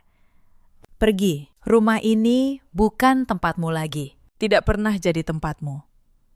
Rumah ini bukan tempatmu." Kalimat itu menggema di kepalaku. Dan untuk pertama kalinya sejak 3 hari yang melelahkan ini, aku tersenyum tipis di dalam hati. Karena dari semua kalimat yang bisa mereka pilih, mereka memilih kalimat yang paling salah. Tapi aku belum mengatakan apa-apa. Belum waktunya. Aku berdiri perlahan. Aku menggendong Kayla erat-erat. Aku masuk ke kamar, mengambil satu tas kecil berisi pakaian bayi dan beberapa baju. Aku tidak mengambil perhiasan. Aku tidak mengambil uang. Aku tidak butuh. Saat aku keluar, hujan mulai turun. Bu Sukma membuka pintu lebar-lebar. "Sana, pergi," katanya.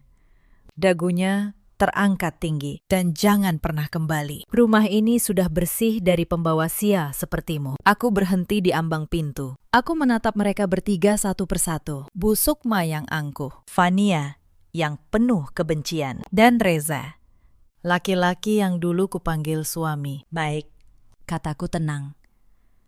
"Saya pergi, tapi saya akan kembali." Dan saat itu terjadi. Saya harap kalian sudah siap. Mereka tertawa. Fania bahkan menirukan nada bicaraku dengan mengejek.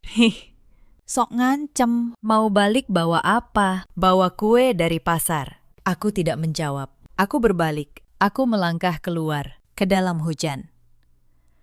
Dengan bayiku di pelukan, pintu di belakangku ditutup dengan keras. 10 menit kemudian, sebuah mobil hitam mengkilap berhenti di ujung gang. Pak Bagas keluar, membukakan payung, dan membungkuk hormat. Selamat datang kembali. Bu Larasati, mobil sudah siap. Apartemen di Sudirman juga sudah disiapkan. Aku masuk ke mobil. Aku duduk di jok kulit yang hangat. Aku menatap rumah Bekasi itu untuk terakhir kalinya dari kaca jendela. Lalu aku menunduk pada Kayla yang tertidur tenang. Lihat, Nak, bisikku. Permainan baru saja dimulai. 3 hari setelah aku diusir, hidupku kembali ke jalurnya. Aku kembali ke kantorku, sebuah gedung tinggi di kawasan Sudirman. Para karyawan menyambutku dengan hormat. Selamat datang kembali, Bu Direktur, sapa mereka. Ya, aku adalah pemilik dan direktur utama dari sebuah perusahaan properti yang menguasai puluhan aset di Jakarta dan sekitarnya. Selama 3 tahun. Aku menjalankan semuanya dari balik layar, sambil berpura-pura menjadi menantu kampung yang tak punya apa-apa. Hari itu, aku memanggil Pak Bagas ke ruanganku. Di atas mejaku, tergeletak sebuah map coklat. Map yang isinya akan mengubah segalanya. Pak Bagas, kataku. Tolong jelaskan kembali soal rumah di Bekasi itu. Pak Bagas membetulkan kacamatanya. Baik, Bu. 3 tahun lalu, sebelum Ibu menikah, Ibu membeli sebidang tanah dan bangunan di Bekasi melalui anak perusahaan kita. Pemilik lama, Pak Sukma almarhum, suami dari Bu Sukma, menjual rumah itu karena terlilit utang besar sebelum meninggal. Ibu yang membeli rumah itu. Secara hukum, tanah dan bangunan itu 100% milik Ibu melalui perusahaan. Aku mengangguk pelan. Aku sudah tahu ini. Tapi mendengarnya disebut dengan jelas, tetap terasa seperti angin segar. Lalu kenapa mereka masih tinggal di sana? Tanyaku. Meski aku tahu jawabannya. Karena, lanjut Pak Bagas. Saat itu ibu meminta agar keluarga penjual diizinkan tetap tinggal dengan status mengontrak. Tapi selama 3 tahun ini, mereka tidak pernah membayar sewa sepeser pun. Mereka bahkan tidak tahu bahwa pemilik rumah adalah perusahaan milik istri Reza sendiri. Mereka pikir rumah itu masih milik mereka. Senyum tipis terukir di bibirku. Jadi selama ini, keluarga yang menghinaku sebagai perempuan kampung yang numpang hidup. Justru merekalah yang sebenarnya numpang di rumahku tanpa membayar selama 3 tahun. Pak Bagas, kataku, saya ingin Bapak menyiapkan beberapa hal. Pertama, surat pemberitahuan resmi bahwa kontrak sewa rumah itu tidak diperpanjang.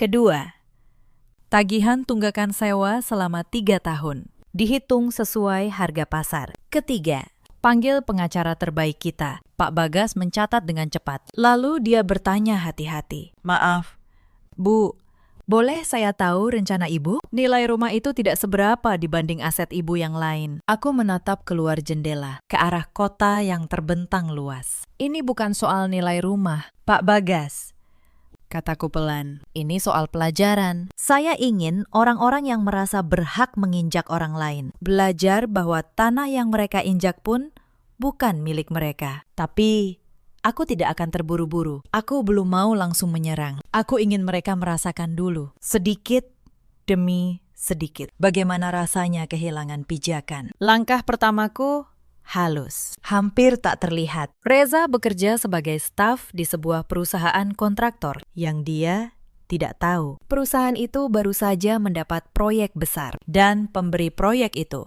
adalah salah satu anak perusahaanku. Dengan satu telepon, aku bisa saja membuatnya dipecat, tapi aku tidak melakukannya. Belum. Aku justru melakukan sebaliknya. Aku diam-diam menahan pencairan dana proyek itu. Akibatnya, perusahaan tempat Reza bekerja mengalami kesulitan keuangan. Gaji para karyawan tertunda, termasuk gaji Reza. Dalam 2 minggu, kondisi keuangan keluarga Bekasi itu mulai goyah. Aku mendengar kabarnya dari Mbak Inah, asisten rumah tangga yang masih sering mengabariku diam-diam karena dia berpihak padaku sejak awal, katanya. Bu Sukma mulai panik. Fania mengamuk karena tidak bisa lagi berbelanja, dan Reza pulang dengan wajah lelah setiap hari karena pacarnya, Sasha, mulai menjauh begitu tahu Reza kehabisan uang. Bu Laras, kata Mbak Inah lewat telepon, suaranya berbisik. Di sini sekarang sering ribut, Bu Sukma bilang. Semua sial ini gara-gara ibu pergi, katanya. Ibu pembawa keberuntungan yang sudah diusir. Aku tersenyum mendengarnya. Mereka mulai menyadari, tapi mereka masih belum tahu apa-apa. Sasha, perempuan simpanan Reza. Ternyata bukan perempuan kaya seperti yang Reza bayangkan. Dia hanya perempuan yang pandai berakting kaya. Begitu tahu Reza kehabisan uang dan istrinya yang dikira kampung itu pergi, Sasha mulai menuntut. Dia ingin Reza segera menceraikanku dan menikahinya, lalu menjual rumah Bekasi untuk modal hidup mereka. Dan disinilah letak jebakan paling manis dari semuanya. Reza, yang sedang panik soal uang, akhirnya termakan bujukan Sasha. Dia mulai berpikir untuk menjual rumah Bekasi, rumah yang dia kira milik keluarganya. Rumah yang sebenarnya milikku. Mbak Inah mengabariku, Bu, Reza sama Bu Sukma lagi nyari pembeli buat rumah ini. Mereka mau jual cepat. Katanya butuh uang. Aku menutup telepon. Aku menyandarkan punggung ke kursi, dan untuk pertama kalinya dalam sekian lama, aku tertawa pelan karena mereka tanpa sadar sedang berjalan tepat ke dalam perangkap yang kususun rapi. Tidak berhenti di situ. Aku tahu, Bu Sukma punya satu sumber penghasilan kecil, yaitu warung kelontong yang dia sewa dari sebuah ruko di dekat rumah. Yang dia tidak tahu, ruko itu juga termasuk dalam aset properti yang dikelola anak perusahaanku. Dengan satu instruksi, aku menaikkan harga sewa ruko itu ke harga pasar yang sebenarnya. Bu Sukma, yang selama ini membayar dengan harga lama yang murah, tiba-tiba menerima tagihan yang jauh lebih besar. Dia tidak sanggup membayar. Warung itu pun terpaksa tutup. Sumber penghasilan terakhirnya lenyap, dan dia bahkan tidak tahu siapa di balik semua itu. Sementara itu, Sasha, perempuan simpanan Reza, mulai kehilangan kesabaran. Dia menelepon Reza setiap hari, menuntut kepastian. Kapan kamu cerai? Kapan kita menikah? Katanya kamu mau jual rumah, mana uangnya? Tekanan dari segala arah membuat Reza semakin kalut. Dia mulai meminjam uang ke sana-sini, bahkan kepada rentenir, demi menutupi gaya hidup yang sudah terlanjur tinggi. Lingkaran masalah itu semakin mengetat di leher mereka, perlahan. Tapi pasti, aku segera memanggil Pak Bagas dan Bu Anita, pengacaraku. Mereka berniat menjual rumah yang bukan milik mereka, kataku. Bu Anita, apa langkah hukum yang bisa kita ambil? Bu Anita, seorang pengacara berpengalaman dengan tatapan tajam, tersenyum. Banyak, Bu. Pertama, menjual properti milik orang lain tanpa hak adalah tindak pidana penipuan dan penggelapan. Jika mereka sampai menerima uang muka dari calon pembeli, mereka bisa dijerat hukum. Kedua, kita punya bukti kepemilikan yang sah, sertifikat asli atas nama perusahaan ibu. Mereka tidak punya apa-apa selain rasa percaya diri yang keliru. Aku mengangguk. Lalu, apakah ada cara untuk membuat mereka mengakui semuanya secara terbuka di depan banyak orang? Saya tidak ingin balas dendam yang sembunyi-sembunyi. Saya ingin mereka belajar di depan semua orang yang pernah mereka sombongkan. Bu Anita berpikir sejenak.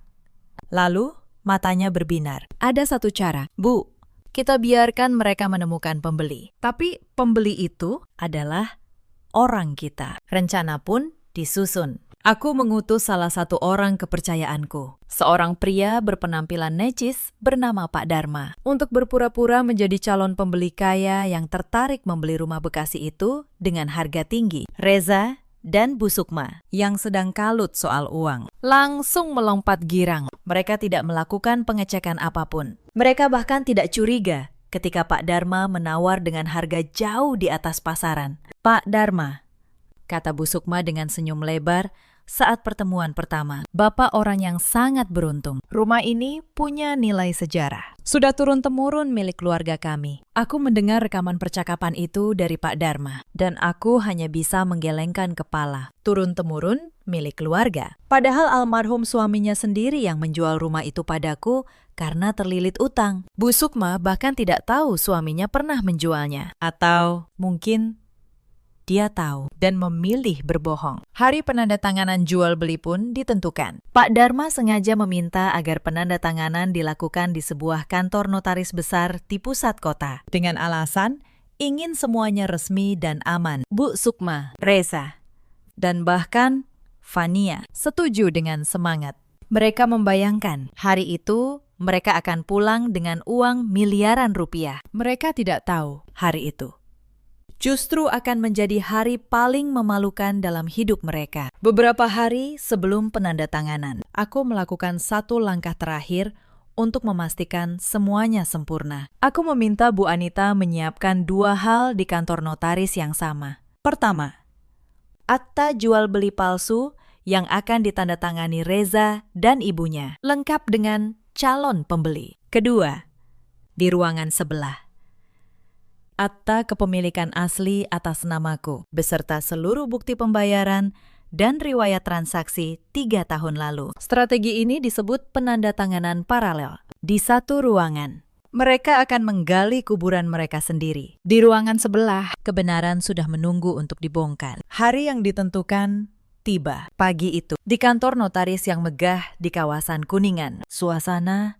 terasa tegang. Meski hanya aku yang tahu apa yang akan terjadi. Reza datang dengan setelan jas terbaiknya. Bu Sukma mengenakan kebaya mewah dan kalung emas tebal, seolah dia adalah ratu yang akan menerima penghargaan. Vania, seperti biasa, datang dengan tas bermerek dan riasan tebal. Mereka tertawa-tawa di ruang tunggu, membicarakan rencana setelah mendapat uang, membeli mobil baru, liburan ke luar negeri, membangun rumah yang lebih besar. Aku mengamati semuanya dari balik kaca ruangan sebelah, bersama Bu Anita dan Pak Bagas. Aku belum menampakkan diri, belum waktunya. Pak Dharma, sang calon pembeli, masuk ke ruang penandatanganan bersama Reza dan keluarganya. Notaris mulai membacakan dokumen. Bu Sukma sudah memegang pena, siap menandatangani dengan senyum lebar. Tepat saat pena itu hampir menyentuh kertas, Pak Dharma mengangkat tangan. Maaf, katanya tenang. Sebelum kita lanjutkan, ada satu pihak lagi yang harus hadir. Pemilik sah rumah ini. Bu Sukma mengerutkan kening. Pemilik sah, kami pemiliknya. Apa maksud Bapak? Saat itulah pintu ruangan terbuka dan aku melangkah masuk. Aku tidak lagi mengenakan baju sederhana seperti dulu. Aku mengenakan setelan kerja berwarna gelap yang rapi dan elegan. Rambutku tertata, langkahku tegap. Di belakangku, Bu Anita dan Pak Bagas berjalan membawa map-map dokumen. Wajah ketiga orang itu berubah seketika. Senyum Bu Sukma membeku. Pena di tangannya terjatuh ke meja. Fania menganga. Dan Reza, suamiku, menatapku dengan mata yang nyaris keluar dari rongganya. Laras. Suara Reza tercekat. Kamu, ngapain di sini? Aku berjalan tenang ke arah meja, lalu duduk di kursi yang sudah disiapkan. Aku menatap mereka satu persatu. Tenang, dingin. Selamat pagi, kataku. Maaf, saya terlambat. Saya pemilik rumah yang sedang kalian jual ini. Hening, ruangan itu sunyi seperti kuburan. Apa maksudmu? Bu Sukma akhirnya bersuara, tapi suaranya gemetar. Rumah ini milik keluarga kami. Kamu jangan mengada-ada. Perempuan kampung. Aku tersenyum tipis. Lalu, aku memberi isyarat pada Bu Anita. Bu Anita membuka mapnya. Dia mengeluarkan sebuah dokumen dan meletakkannya di tengah meja. Ini, katanya dengan suara jelas, adalah sertifikat kepemilikan asli atas tanah dan bangunan di Bekasi yang Anda sebut milik keluarga Anda. Tertera atas nama perusahaan milik klien saya, Ibu Larasati. Dibeli 3 tahun lalu dari almarhum Bapak Sukma, suami Anda. Bu, beliau menjualnya untuk melunasi utang sebelum meninggal. Wajah Bu Sukma memucat. Tidak mungkin, suamiku Tidak pernah. Ini bukti transfernya. Lanjut Bu Anita. Mengeluarkan lembar demi lembar. Ini surat jual belinya. Ditandatangani almarhum. Dan ini riwayat tagihan sewa selama 3 tahun. Yang tidak pernah Anda bayar. Total tunggakan Anda sebesar 1,5 miliar rupiah. Vania mulai panik.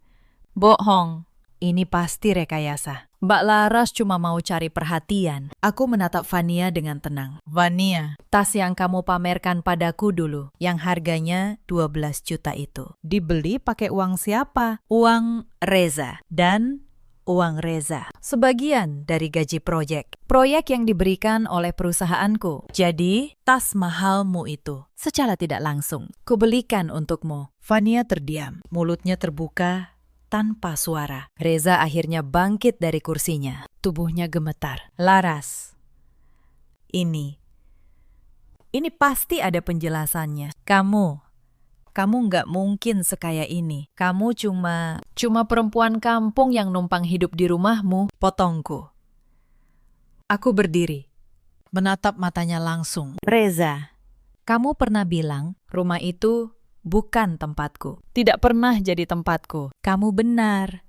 Karena rumah itu memang bukan tempatku. Tapi bukan karena aku tidak pantas. Melainkan karena rumah itu milikku. Kalian semua selama 3 tahun tinggal di rumahku, makan dari uangku, dan menghinaku setiap hari. Air mata Bu Sukma mulai jatuh. Tapi bukan air mata penyesalan. Air mata ketakutan. Larasati, tolong, ujarnya. Suaranya berubah memelas. Kami minta maaf. Kami tidak tahu. Kalau kami tahu kamu orang kaya. Kami tidak akan pernah. Aku mengangkat tangan, menghentikan ucapannya. Dan inilah kalimat yang sudah lama ingin kuucapkan. Itulah masalahnya, Bu. Kataku pelan, tapi tajam. Kalian baik hanya kepada orang yang kalian anggap kaya. Kalian menginjak orang yang kalian anggap miskin. Kalian tidak pernah memperlakukanku sebagai manusia. Kalian memperlakukanku sesuai dengan isi dompet yang kalian kira ku punya. Itulah dosa terbesar kalian. Bukan kemiskinan kalian, tapi kesombongan kalian. Tidak ada yang berani menjawab. Vania yang sedari tadi diam. Tiba-tiba berdiri dan menunjuk ke arahku dengan tangan gemetar. Ini pasti rencana busuk. Kamu sengaja menjebak kami dari awal, ya? Kamu pura-pura miskin, biar bisa mempermalukan kami. Aku menatapnya tenang. Vania, aku tidak pernah berpura-pura. Akulah yang sebenarnya. Kalian yang memilih untuk hanya melihat baju dan dompet, lalu memutuskan siapa aku. Itu bukan kesalahanku, itu kesalahan kalian. Vania terjatuh kembali ke kursinya. Kehabisan kata-kata. Reza mencoba mendekat. Suaranya kini berubah memohon. Laras, dengar dulu. Kita kan masih suami istri. Kita punya anak bersama. Tolong, jangan lakukan ini. Kita bisa mulai lagi dari awal. Aku menatapnya. Dan untuk pertama kalinya, aku merasa tidak ada apa-apa lagi di hatiku untuk laki-laki ini. Tidak benci, tidak cinta. Hanya kosong. Mulai dari awal. Ulangku. Reza, kamu menyuruhku keluar dari rumah saat aku baru 3 hari melahirkan anakmu. Kamu memilih perempuan lain. Kamu menyebutku beban. Tidak ada awal yang baru untuk kita. Yang ada hanya akhir. Bu Anita melanjutkan dengan nada profesional. Sebagai penutup, ada beberapa pilihan hukum yang bisa diambil klien saya. Pertama, melaporkan upaya penjualan properti milik orang lain ini sebagai tindak pidana penipuan dan penggelapan. Bukti percakapan dengan calon pembeli, di mana Anda mengklaim rumah ini milik keluarga. Sudah kami rekam seluruhnya. Kedua, menggugat tunggakan sewa selama 3 tahun, ditambah bunga. Ketiga, mengeluarkan surat pengosongan rumah secara paksa melalui pengadilan yang akan tercatat sebagai catatan publik. Reza terjatuh ke kursinya. Bu Sukma menangis. Vania pucat pasi. Aku membiarkan mereka merasakan beratnya kenyataan itu selama beberapa saat. Lalu aku berbicara lagi. Tapi, kataku, aku bukan orang seperti kalian. Aku tidak ingin menghancurkan kalian sampai ke akar. Karena kalau aku melakukan itu, Aku tidak ada bedanya dengan kalian. Mereka mengangkat wajah dengan secercah harapan. Aku akan memberi kalian pilihan. Lanjutku. Tunggakan sewa 1,5 miliar itu. Aku hapuskan. Tapi dengan satu syarat. Kalian harus mengosongkan rumah itu dalam waktu 7 hari. Dan Reza, aku menoleh padanya. Surat cerai yang kau inginkan akan kupenuhi. Tapi soal hak asuh Kayla sepenuhnya menjadi milikku. Kau dan keluargamu tidak akan pernah lagi menyentuh putriku. Reza membuka mulut, hendak protes. Tapi tidak ada kata yang keluar. Dia tahu, dia tidak punya posisi untuk menawar apapun. Untuk urusan perselingkuhanmu dengan Sasha, tambahku. Aku punya semua buktinya. Foto. Pesan. Semuanya. Jadi, dalam perceraian ini, kau berada di posisi yang sangat lemah. Aku sarankan, jangan melawan. Karena, jika kau melawan, aku tidak akan sebaik ini. Reza menunduk. Pertahanannya runtuh total. Sebelum aku pergi, aku berhenti sejenak di depan pintu. Aku menoleh ke arah Bu Sukma, perempuan yang selama 3 tahun memanggilku menantu kampung. Bu, kataku pelan. Dulu ibu bilang, untung anak ibu mau menikahiku. Sekarang saya ingin ibu tahu satu hal. Yang beruntung bukan saya, tapi kalian. Beruntung.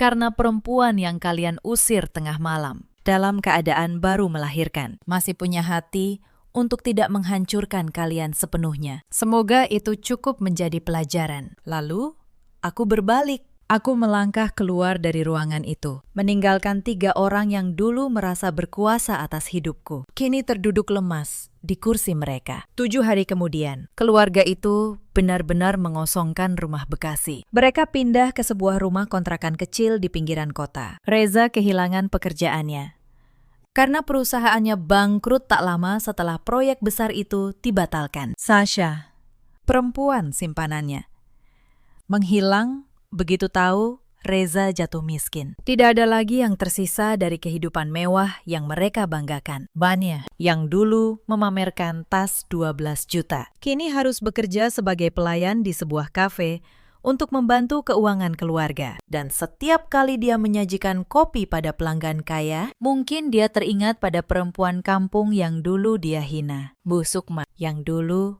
begitu angkuh, kini menjadi perempuan tua yang pendiam. Kabarnya, dia sering duduk sendirian di teras rumah kontrakannya, menatap kosong ke jalanan. Mungkin menyesali setiap kata sombong yang pernah dia ucapkan. Beberapa bulan setelah perceraian, Reza pernah datang ke kantorku. Penampilannya sudah jauh berbeda. Bajunya kusut, wajahnya lelah. Dia memohon agar aku menerimanya kembali. Laras, aku menyesal. Sungguh. Aku hilaf. Tolong beri aku kesempatan sekali lagi. Demi Kayla. Aku menatapnya dari balik mejaku. Tenang. Reza, kataku. Kayla tidak butuh ayah yang mengusir ibunya saat dia baru 3 hari lahir. Kayla butuh ibu yang kuat. Dan dia sudah punya itu. Pulanglah. Mulai hidupmu dari awal. Dengan caramu sendiri. Tapi tanpa kami. Reza menunduk. Dia tahu tidak ada lagi yang bisa dia katakan. Dia pergi dan sejak hari itu, aku tidak pernah melihatnya lagi. Aku melanjutkan hidupku. Perceraian berjalan lancar. Dan aku mendapatkan hak asuh penuh atas Kayla. Aku membesarkannya dengan cinta. Dalam kehangatan yang tidak pernah kudapatkan di rumah Bekasi itu. Aku tetap menjalankan perusahaanku. Kini tanpa perlu bersembunyi lagi. Suatu sore, aku duduk di balkon apartemenku, menggendong Kayla yang sudah mulai bisa tersenyum. Aku menatap matahari yang perlahan tenggelam. Dan aku merasa untuk pertama kalinya dalam 3 tahun, aku benar-benar bebas. Aku tidak lagi harus mengalah. Aku tidak lagi harus menelan luka. Aku hanya perlu menjadi diriku sendiri. Dan itu sudah lebih dari cukup. Aku menyiapkan makan malam sederhana hari itu. Ikan goreng, sayur asem, dan sambal terasi. Bukan makanan mewah. tapi itu adalah makanan yang kumakan dengan hati yang tenang. Sesuatu yang tidak pernah bisa kunikmati di meja makan rumah Bekasi. Cerita ini mengajarkan kita satu hal yang sederhana. Jangan pernah menilai seseorang dari penampilannya. Jangan menginjak orang yang kau anggap lemah, karena kau tidak pernah tahu siapa sebenarnya orang yang berdiri di hadapanmu. Dan jangan pernah berpikir bahwa kebaikan seseorang adalah tanda kelemahan.